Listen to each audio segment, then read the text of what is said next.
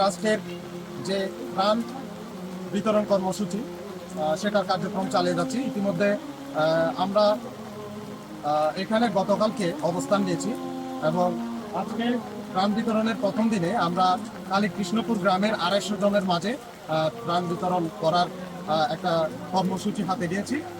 ইতিমধ্যে আপনারা দেখতে পাচ্ছেন যে কালীকৃষ্ণপুরের 250 জনের যে বেনিফিশিয়ারির তালিকা সেগুলো হালনাগাদ কার্যক্রম চলছে।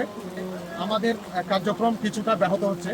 আপনারা ইতিমধ্যে দেখতে পাচ্ছেন লোকজন ভারী বর্ষণের কারণে আমাদের এই রাংজিয়ন যে মাদ্রাসাটা আছে ওখানে অবস্থান নিয়েছেন এবং এই মুহূর্তে বন্যা পরিস্থিতিও খুব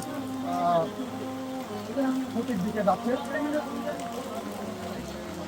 কারণে পানি আরও বেশি বেড়ে যাচ্ছে বন্যা পরিস্থিতি।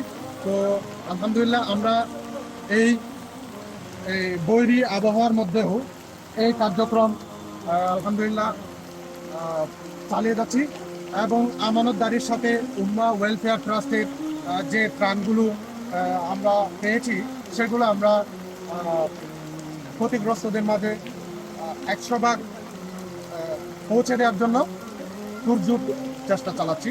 তো আপনারা দোয়া করবেন যাতে আমাদের এই কর্মসূচি সফলতার সহিত সম্পন্ন করতে পারি। আসসালামু আলাইকুম ওয়া রাহমাতুল্লাহি ওয়া বারাকাতুহু।